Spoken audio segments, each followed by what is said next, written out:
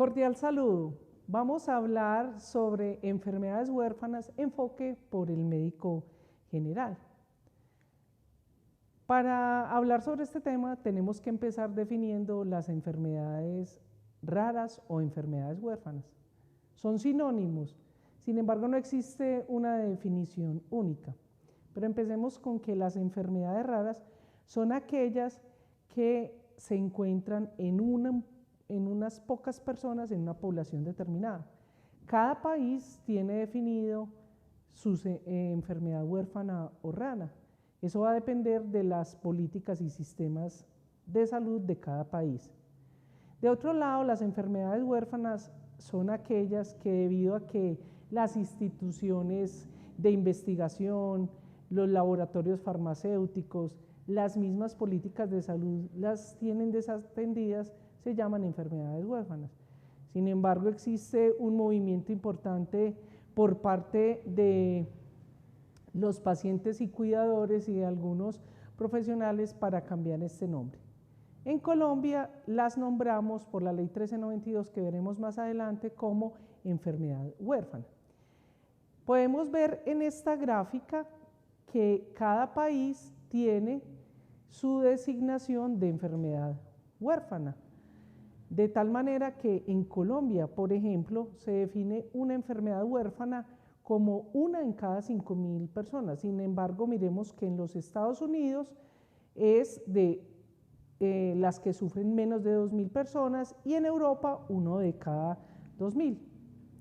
Las enfermedades huérfanas agrupan diferentes grupos de enfermedades, como por ejemplo enfermedades genéticas, enfermedades dismórficas, enfermedades neurodegenerativas, autoinmunes, oftalmológicas, gastrointestinales.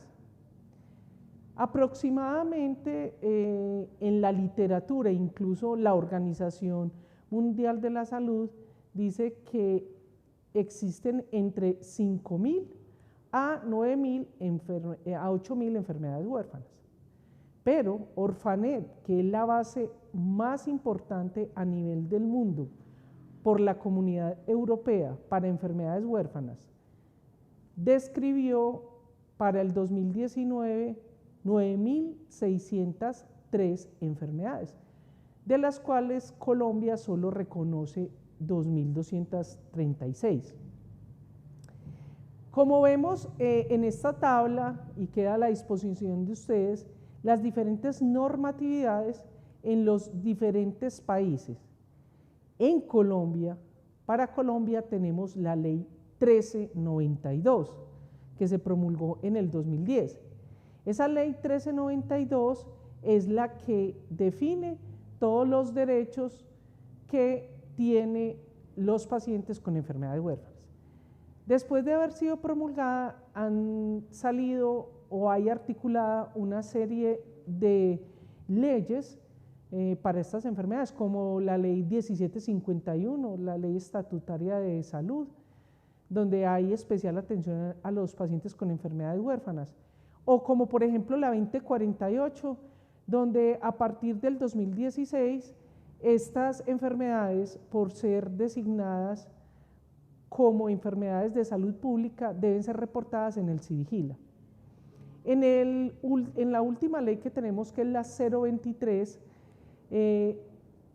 Colombia incluye 2.236 enfermedades. Pero vamos a ver cuáles son las características de las enfermedades huérfanas, que son aquellas cosas que a usted, médico general, le va a hacer sospechar sobre unas enfermedades huérfanas. Bueno, empecemos por algo muy importante, y es que el 80% de estas enfermedades son de origen genético. Aproximadamente el 90%, nos dice la literatura, tienen manifestaciones del sistema nervioso cualesquiera, central, periférico, autónomo. ¿Y qué características puede ir encontrando usted además en su paciente? Son enfermedades que son crónicas, progresivas, discapacitantes, pueden ser mutilantes, deformantes, y en muchos de sus casos pueden el paciente perder la vida o incluso muertes súbitas. Otra característica es que son de difícil diagnóstico. ya que muchas de ellas necesitan tecnologías avanzadas, tecnologías específicas y son de alto costo. Y la mayoría de estas enfermedades no tienen un tratamiento específico. Los tratamientos son paliativos. ¿Pero en qué edades se presentan estas enfermedades? En todas las edades se presentan enfermedades. Sin embargo, hay que decir que las presentaciones, formas o tipos más agresivas, más agudas, se presentan sobre todo en el neonato, en la niñez y en los primeros años de vida.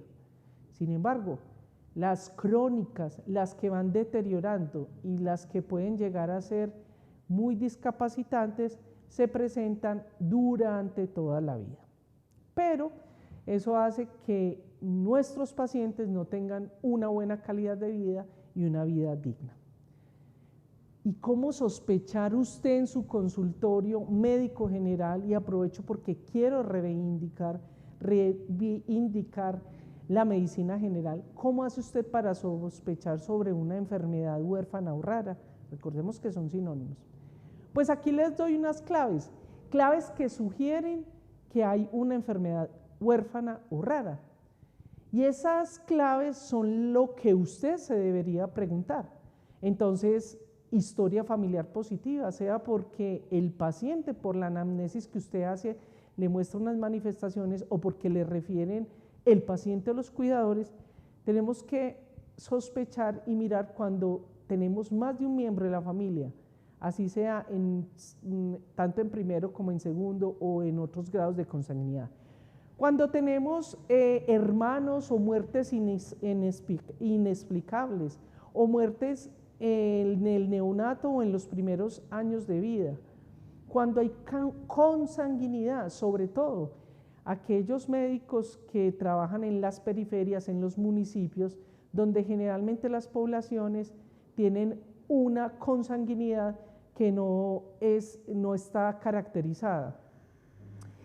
Cuando tenemos que nuestro paciente que está en crecimiento y desarrollo está por debajo del percentil, en talla, en peso, pero además cuando hay retardo en el crecimiento, en el desarrollo psicomotor y cognitivo. Pero atención a esto que es muy importante, la edad cualquiera, en el niño, en el adulto. ¿Y cuál evolución? Aguda, crónica, incluso si es asintomática. ¿Cuáles son las presentaciones clínicas de la enfermedad? Podemos agrupar en 4 grandes grupos, los que se dan en el periodo neonatal, porque tenemos que decir que tenemos algunas que son agresivas, algunas que son atenuadas, pero que se presentan en estos periodos, en el periodo neonatal. O tenemos las que son recurrentes de inicio más tardío, es decir, en la niñez o en la juventud. Tenemos algunas que incluyen las 2 anteriores, pero que se dan de manera crónica y progresiva, generalmente deteriorando la salud de quien la padece. O tenemos algunas que son específicas y permanentes, que crean dismorfismos o discapacidades, como el retardo mental, por ejemplo, en uno de los grupos que son los errores innatos del metabolismo. Aquí tenemos entonces a continuación las manifestaciones clínicas que usted puede ver, pueden ser unas o varias. Entonces, cuando usted en esos niños o en esos neonatos, en el momento de nacer, algunos días después o durante los primeros años de vida, usted ve entonces hepatomegalia o ve que el niño tiene una hipo o hipertonicidad, lo que se llama el síndrome de muñeca de trapo, o cuando su niño tiene manifestaciones que pueden estar indicando que tenemos un problema hepático o visceral importante, cuando las manifestaciones clínicas son tan aceleradas que hacen que su niño entre en estado de coma, o cuando presenta convulsiones o episodios epilépticos, cuando sus pacientes tienen que ser sometidos a hemodiálisis, a diálisis, cuando los pacientes tienen algún tipo de dismorfismos óseos, caras toscas, facies toscas, como por ejemplo puente nasal hendido, pómulos salientes, cuando hay manifestaciones en los ojos, déficit de atención, cuando tenemos situaciones cutáneas en cualquier momento, desde muy agresivas hasta pequeñas lesiones que en los manejos terapéuticos no ceden. O si simplemente tenemos diferenciación entre padres o familias y alguno de los miembros, como podemos ver en esta fotografía donde todos tienen el cabello claro y uno de los pacientes tiene el cabello rubio. Los niños, los neonatos, no tienen olores. No, todos no tenemos sino orina o transparente o amarilla, así que cuando los niños o los neonatos presentan olores o presentan coloración en la orina o presentan coloración en el pañal, tenemos que sospechar de una enfermedad huérfana. Pero vámonos entonces a las manifestaciones en los adultos. Los adultos a los cuales yo invito especial atención, porque como las presentaciones no son tan severas, entonces simplemente vamos encontrando paso a paso. Recordemos que ya se sabe que en las manifestaciones que son crónicas van tardando el diagnóstico exacto. Ya para Colombia se sabe que es en un promedio entre 12 y 20 años para diagnosticar una enfermedad huérfana.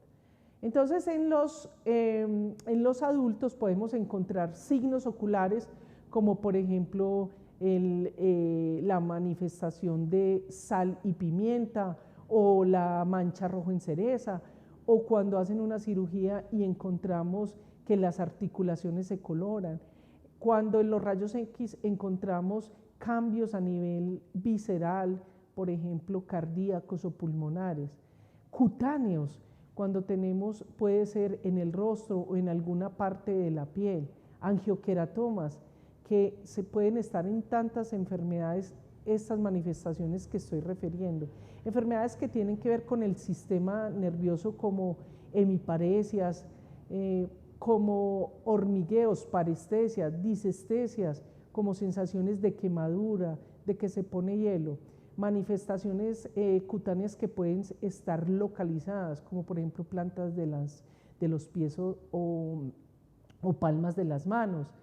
Cuando los pacientes de un momento a otro empiezan a hacer una regresión, cuando tenemos manifestaciones del sistema nervioso central y tenemos manifestaciones psiquiátricas. Cuando hay formas o dismorfismos como la aracnodactilia o dedos en tambor o escápulas aladas, todo este tipo de manifestaciones nos pueden estar hablando de una enfermedad huérfana. Y entonces, ¿cómo se hace el diagnóstico en las enfermedades huérfanas? Habíamos mencionado que son costosos, que se necesitan tecnologías especiales, que son de difícil acceso. Sin embargo, les traigo una noticia, porque tenemos algunas alternativas y una de ellas en las cuales en el mundo se está haciendo un fomento es al tamizaje neonatal. Porque en las enfermedades huérfanas el diagnóstico, manejo y tratamiento precoz a tiempo puede hacer la diferencia de que un paciente tenga de un retardo mental a una vida normal, de una vida sana y digna a la muerte. Entonces el tamizaje neonatal es una de las cosas que incluso el Ministerio de Salud y el Instituto Nacional de Salud estamos buscando en que se dé. Actualmente nosotros tenemos por la ley 1980 del 2019, pues tenemos lo que se llama el tamizaje básico, que incluye algunas enfermedades como las que vemos aquí, no las voy a mencionar, ustedes las pueden leer, el ampliado y el de ácidos nucleicos, pero tenemos una dificultad que se convierte en un reto, y es que básicamente en este momento no podemos hacer el desarrollo de todas estas pruebas. Actualmente solo se hace el hipotiroidismo congénito, la TSH, ya que nosotros todavía no tenemos centros de referencia. Los centros de referencia y de excelencia solo están para medicamentos. Así que es un reto para todos nosotros, ustedes futuros médicos, que van a ir escalando en su vida profesional para que nos ayuden en esto. Bien, pero usted allá en su consultorio, en su IPS, en su municipio, en su región, con las pruebas que son de fácil acceso, que incluso son económicas en el sector privado, como son las pruebas de primer nivel para clínicas, en especial del laboratorio, como un hemograma, un citoquímico de orina, una glicemia, una química, un perfil hepático, un perfil lipídico, un perfil renal, le puede dar pistas de que hay algo que está pasando en nuestro paciente. Sin embargo, para hacer el diagnóstico específico es una serie de pruebas escalonadas que van de menor a mayor complejidad, de tal manera que tenemos entonces las pruebas, desde las pruebas cualitativas hasta las cuantitativas. Dentro de las cualitativas y cuantitativas, entonces tenemos desde pruebas que cambian el color hasta pruebas como las cromatografías líquidas, de papel, cromatografía de gases, etc. Y algunas de ellas incluso son especializadas a pesar de que sean cualitativas o semicuantitativas.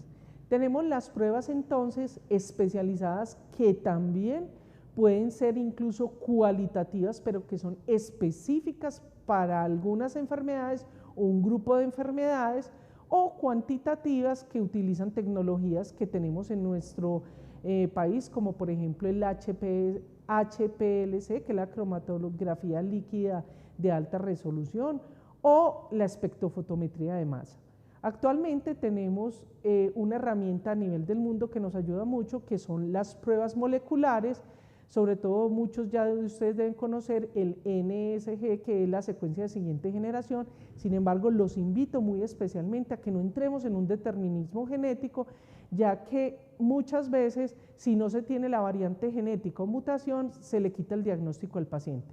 Recordemos que ya está publicado que el 80% de los países que están en vía de desarrollo pobres tienen falsos negativos. ¿Por qué? Porque nuestra caracterización genética de nuestras poblaciones no están en las bases de datos internacionales.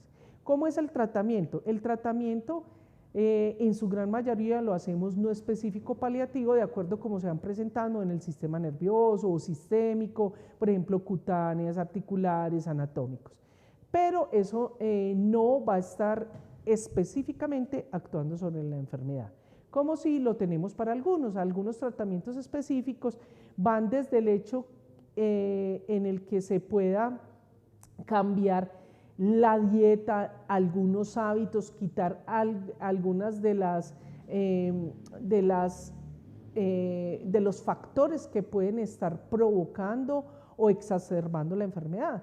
Un ejemplo de ellos claros es, por ejemplo, los alimentos. Por ejemplo, existen unas enfermedades que solo con quitar un grupo de alimentos que tengan determinada sustancia o compuesto se puede prevenir que haya un deterioro de los órganos, incluso un deterioro, prevenir totalmente el deterioro.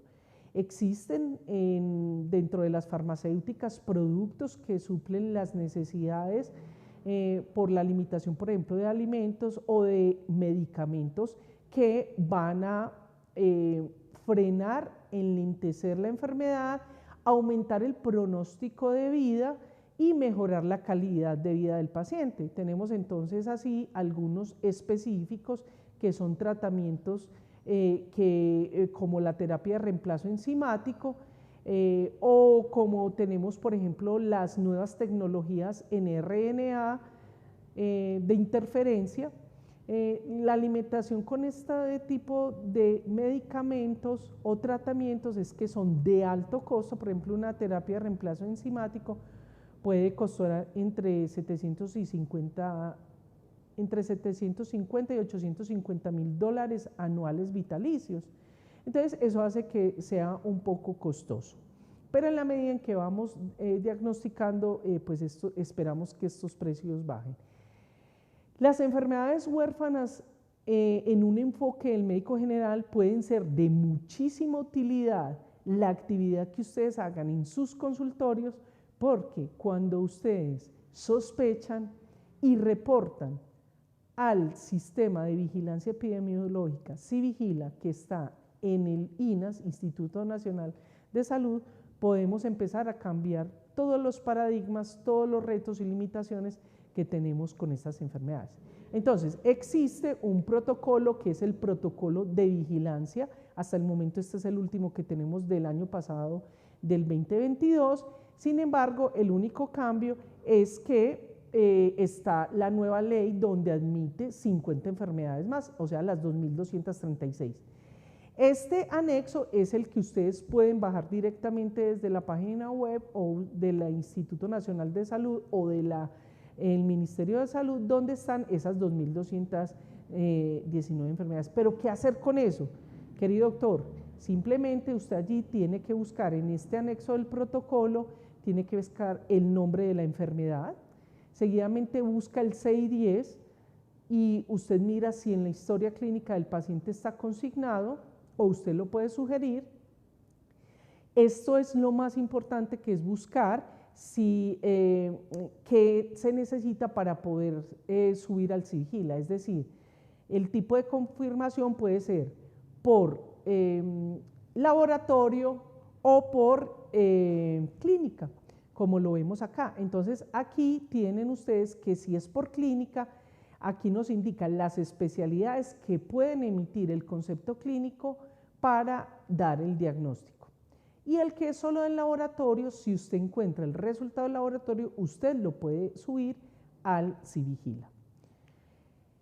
Una vez usted lo suba, encuentra esto en el formato del Civigila, o si no, usted puede bajarlo físicamente.